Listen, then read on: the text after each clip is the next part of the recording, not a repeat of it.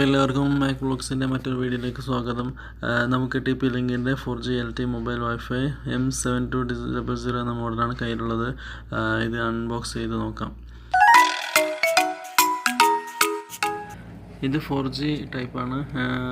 Up to 150 Mbps speed ഉണ്ടാവുമെന്ന് company അവകാശപ്പെടുന്നുണ്ട്. പക്ഷേ ഇതിൻ്റെ കൂടെ നമ്മൾ യൂസ് ചെയ്യുന്ന സിമ്മിൻ്റെ സ്പീഡുമായിട്ട് ബന്ധപ്പെട്ടിരിക്കും നമുക്ക് കിട്ടുന്ന സ്പീഡ്. അതുപോലെ 2000 mAh ബാറ്ററി ഉണ്ട്. അതുപോലെ 8 hours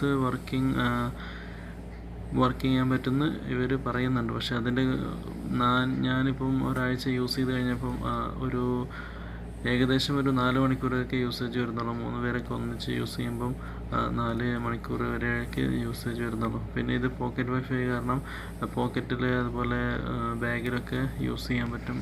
പുറത്ത് പോകുമ്പോഴേ പാർക്കിൽ പോകുമ്പോഴൊക്കെ യൂസ് ചെയ്യാൻ പറ്റും. ഇതിൻ്റെ കൂടെ പവർ കേബിളുണ്ട്, ചാർജ് ബാറ്ററി ഉണ്ട്, അതുപോലെ തന്നെ യൂസർ മാനുവൽ, അത്രയും തന്നെയുള്ള വരുന്നുള്ളൂ.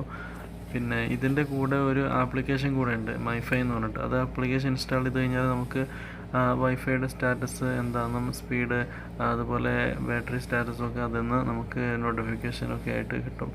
ഈ മൈഫൈ ആപ്പ് ഇതിൻ്റെ കൂടെ റിവ്യൂ ഇതിൻ്റെ കൂടെ ചെയ്തിട്ടുണ്ട്. അത് കാരണമാണ് ഈ വീഡിയോ ഇത്രയും ലെങ്ത് ആവാൻ കാരണം. ഇനി ഈ ബോക്സിനകത്ത് എന്തൊക്കെയുള്ളത് നോക്കാം. ആദ്യം തന്നെ നമ്മുടെ TP-Linkൻ്റെ പോക്കറ്റ് വൈഫൈ ഉണ്ട്. നല്ല കിടിലൻ ഡിസൈനായിട്ട് ഓവൽ ഷേപ്പായിട്ട് നമുക്ക്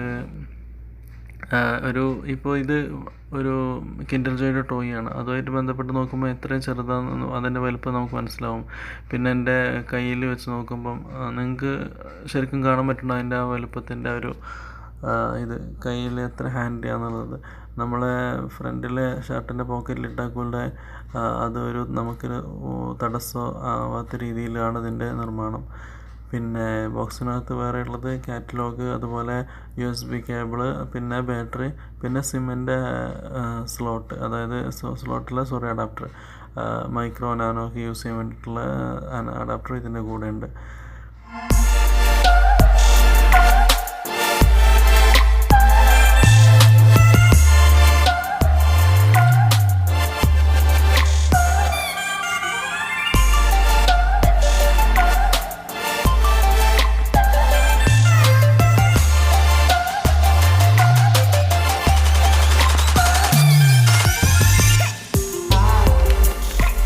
ഈ ക്വിക്ക് ഇൻസ്റ്റലേഷൻ ഗൈഡിൽ അതിൻ്റെ ബ്രീഫായിട്ടുള്ള കാര്യങ്ങൾ മെൻഷൻ ചെയ്തിട്ടുണ്ട്. അതുകൊണ്ട് ഈ ഒരു പേപ്പർ നമ്മൾ സൂക്ഷിച്ച് വെക്കുന്നത് നല്ലതാണ്. ഇതിൻ്റെ IP അഡ്രസ്സ് അതുപോലെ പാസ്വേഡ് കാര്യങ്ങളൊക്കെ ഇതിൽ മെൻഷൻ ചെയ്തിട്ടുണ്ട്. അതുപോലെ ആപ്പിൻ്റെ QR കോഡ് കൂടെ ഇതിലുണ്ട്. നമുക്ക് സ്കാൻ ചെയ്തിട്ട് ഇൻസ്റ്റാൾ ചെയ്യാനായിട്ട് പറ്റും.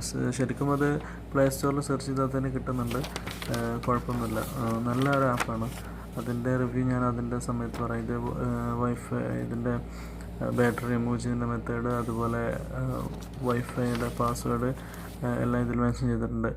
USB കേബിള് സാധാരണ നമ്മുടെ നോർമൽ ചാർജിങ് കേബിൾ തന്നെയാണ്. ഒരു 1/2 മീറ്ററോളം നീളമുള്ള സാധാരണ USB അഡാപ്റ്റർ ലാപ്ടോപ്പ് അല്ലെങ്കിൽ പവർ ബാങ്ക് യൂസ് ചെയ്തിട്ട് ചാർജ് ചെയ്യാനായിട്ട് കഴിയും. പിന്നെ വരുന്നത് നമ്മുടെ സിമ്മിൻ്റെ അഡാപ്റ്ററാണ്. നാനോ മൈക്രോ ഒക്കെ യൂസ് ചെയ്യാനായിട്ടുള്ള സിമ്മിൻ്റെ അഡാപ്റ്റർ. പിന്നെ അത് വരുന്നത് നമ്മുടെ 2000 mAh ബാറ്ററി. അത്യാവശ്യം ഹെവി ബാറ്ററിയാണ്. പക്ഷേ എന്നാലും അതിൻ്റെ കപ്പാസിറ്റി നോക്കുമ്പം 3.7 വോൾട്ട്, അതായത് 2000 mAh ബാറ്ററിയാണ് ഉള്ളത്. നമുക്ക് 8 hour യൂസ് ചെയ്യാനായിട്ട് കഴിയില്ല. കാരണം അവരുടെ മെത്തേഡ് വെച്ചിട്ട് കാൽക്കുലേറ്റ് ചെയ്തപ്പോൾ അവർക്ക് കിട്ടിയതാവും 8 hours യൂസ്, അല്ലെങ്കിൽ സിംഗിൾ യൂസായിട്ട് നോക്കിയപ്പം അവരുടെ ലാബിൽ ചെക്ക് ചെയ്തപ്പം കിട്ടിയതായിരിക്കും 8 hours. പക്ഷെ നമുക്ക് ആക്ച്വലി ഒരു 3 അല്ലെങ്കിൽ 2 പേഴ്സണൊക്കെ യൂസ് ചെയ്യുമ്പം ഒരു 4 to 5 hours കിട്ടുള്ളൂ. ഇതിൻ്റെ സിം ഇടുന്നതിൻ്റെ ബാക്ക് സൈഡിലാണ്. അതിൻ്റെ കവർ റിമൂവ് ചെയ്തിട്ട് ബാറ്ററി എടുത്തിട്ട് ബാറ്ററിയുടെ താഴെയായിട്ടാണ് സിം വരുന്നത്.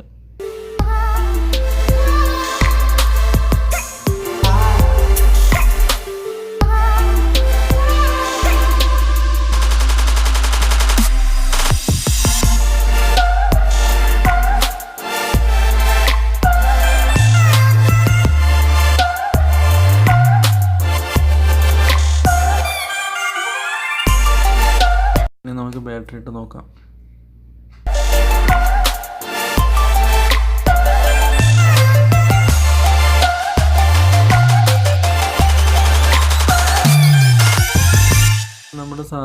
സിമ്മിൻ്റെ ആ ഒരു സ്ലോട്ടാണുള്ളത്. പിന്നെ അതിൻ്റെ ആ ഒരു അഡാപ്റ്റർ കൊടുത്തിട്ടുണ്ട്. നമുക്ക് ഏത് സിം ടൈപ്പ് വേണമെങ്കിലും യൂസ് ചെയ്യാനായിട്ട് കഴിയും. സെറ്റ് ബട്ടണും ഇതിൻ്റെ കൂടെ തന്നെ ബാറ്ററിയുടെ താഴെയായിട്ടാണ് വരുന്നത്.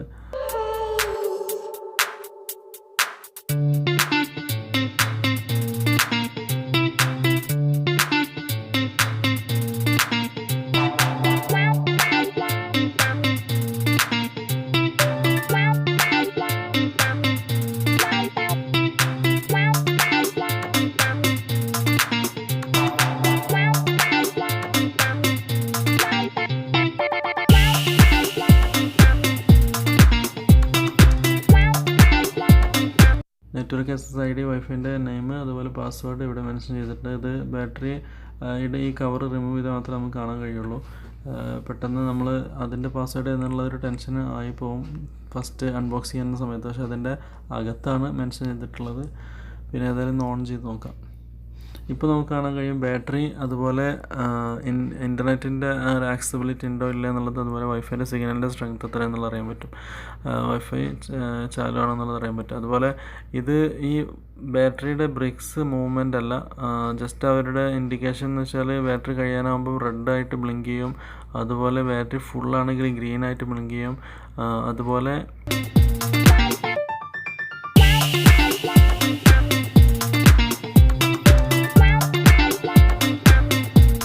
നമ്മൾ ഓൺ ചെയ്ത് കഴിഞ്ഞ് കുറച്ച് കഴിഞ്ഞാൽ അതിൻ്റെ ഡിസ്പ്ലേ അത് ഓഫായി പോകും.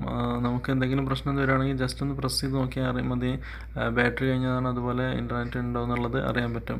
അതുപോലെ ചാർജ് ചെയ്യുന്ന സമയത്ത് റെഡ് ലൈറ്റ് ഇങ്ങനെ ഇതുപോലെ ബ്ലിങ്ക് ചെയ്തുകൊണ്ടിരിക്കുകയാണ് ചെയ്യുക. അതുപോലെ ചാർജ് ചെയ്യുന്ന സമയത്ത് ഗ്രീൻ കളറാവും, ബാറ്ററി ഡൗൺ ആകുമ്പോൾ റെഡ് കളറായിട്ട് കാണാൻ പറ്റും.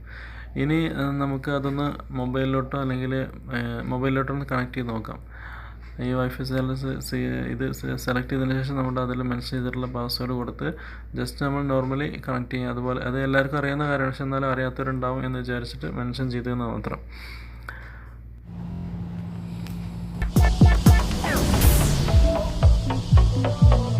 ഇനി അതിൻ്റെ IP അഡ്രസ്സ് വെച്ചിട്ട് അതിൻ്റെ പോക്കറ്റ് വൈഫൈയുടെ അതിൻ്റെ സെറ്റിങ്സ് ഒന്ന് നോക്കാം. 192.168.0.1 ആണ് ഇതിൻ്റെ അഡ്രസ്സ്. അതിൽ ഓൾറെഡി മെൻഷൻ ചെയ്തിട്ടുണ്ട്. Password normally admin. പിന്നെ ഇവിടെ ഫസ്റ്റ് സ്ക്രീനിൽ തന്നെ അത് ചേഞ്ച് ചെയ്യാനായിട്ടുള്ള ഒരു ഇത് ചോദിക്കും. അത് നമുക്ക് സ്കിപ്പ് ചെയ്യാം, വേണ്ടെന്നുണ്ടെങ്കിൽ സ്കിപ്പ് ചെയ്യാം, അല്ലെങ്കിൽ ചേഞ്ച് ചെയ്യാൻ പറ്റും. ഇനി ചേഞ്ച് ചെയ്തിട്ട് മറന്നു പോയാൽ നമ്മൾ പോക്കറ്റ് വൈഫൈ നമ്മുടെ ബാറ്ററിയുടെ താഴെയുള്ള ആ ഒരു റീസെറ്റ് ബട്ടണിൽ റീസെറ്റ് ചെയ്താൽ നമുക്ക് ഡിഫോൾട്ട് യൂസർ നെയിം പാസ്വേഡും യൂസ് ചെയ്യാനായിട്ട് പറ്റും. ഫസ്റ്റ് കാണുന്ന ഡാഷ്ബോർഡിൽ ചാർജിങ്ങിൻ്റെ ഇത് സ്റ്റാറ്റസ് കാണിക്കുന്നുണ്ട്. അതുപോലെ 4G ആണോ, പിന്നെ എത്ര ഡാറ്റ നമ്മൾ യൂസ് ചെയ്തു വൈഫൈ കണക്ട് ചെയ്തതിന് ശേഷം എന്നൊക്കെ ഇതിനറിയാൻ പറ്റും. അതുപോലെ ആൻറ്റിനയുടെ സ്ട്രെങ്ത്ത് നമുക്ക് വർദ്ധിപ്പിക്കാൻ പറ്റും. ഷോർട്ട്, മീഡിയം, ലോങ് ആ ഒരു 3 റേഞ്ച് ഉണ്ട്. അതുപോലെ ഡാറ്റ റോമിങ്ങിലാണോ അല്ലേ എന്നുള്ളത് അറിയാൻ പറ്റും. അങ്ങനത്തെ കുറച്ച് കാര്യങ്ങൾ ഈ സെയിം കാര്യങ്ങളാണ് നമ്മുടെ MiFi ആപ്പിലും ഉള്ളത്. പിന്നെ അത് എന്താണെന്ന് വെച്ചാൽ കുറച്ച് കൺവീനിയൻ്റാണ് യൂസ് ചെയ്യാനായിട്ട്. നമ്മളിപ്പോൾ ഇങ്ങനെ IP അഡ്രസ്സ് അടിച്ചിട്ട് പാസ്വേഡ് അടിച്ചിട്ട് നോക്കേണ്ട കാര്യമില്ല. നമ്മൾ ആപ്പ് യൂസ് ചെയ്യുമ്പോൾ ഒരു തവണ പാസ്വേഡ് കൊടുത്താൽ പിന്നെ നെറ്റ് കണക്റ്റ് ആവുന്ന സമയത്ത് നമ്മൾ ജസ്റ്റ് ആപ്പ് ഇതുപോലെ കണക്ട് ചെയ്താൽ പിന്നെ ഇത് ക്യാച്ച് ചെയ്യും. അതുപോലെ അതിൻ്റെ ഗൂഗിൾ പ്ലേന്ന് ഇൻസ്റ്റാൾ ചെയ്താൽ നമുക്ക് SMS വരെ അതിലറിയാൻ പറ്റും. ബാറ്ററി, വൈഫൈ യൂസ് ആരൊക്കെയുണ്ട്, പിന്നെ പവർ എത്രയുണ്ട്, ചാർജ് എത്രയുണ്ടെന്ന് അറിയാൻ പറ്റും. സെയിം തന്നെ അത് IP അഡ്രസ്സ് നമ്മൾ നോക്കുമ്പോൾ എന്തൊക്കെ കാണുന്നുണ്ടോ അത് തന്നെ ഇവിടെയും കാണാൻ പറ്റും. പക്ഷേ ഇതിൻ്റെ മെച്ചം എന്തെന്ന് വെച്ചാൽ നമ്മൾ IP അഡ്രസ്സ് വെച്ചിട്ട് ലോഗിൻ ചെയ്തിട്ട് നോക്കേണ്ട കാര്യമില്ല. നമ്മൾ ഈ ജസ്റ്റ് ആപ്പ് ഒന്ന് ടാപ്പ് ചെയ്ത് കഴിഞ്ഞാൽ നമുക്കതിൽ ഫുൾ ഇൻഫർമേഷൻ നമുക്ക് കാണാൻ പറ്റും.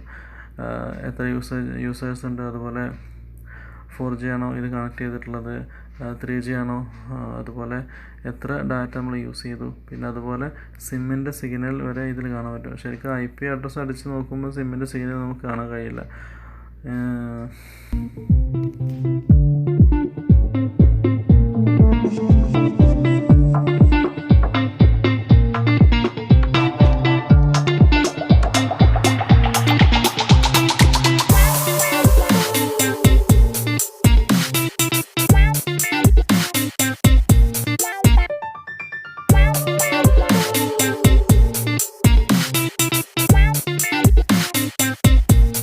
ഇതിൻ്റെ സെറ്റിങ്സിൽ പോവുകയാണെങ്കിൽ ലാംഗ്വേജ് ചേഞ്ച് ചെയ്യാനുള്ള ഓപ്ഷൻ ഉണ്ട്.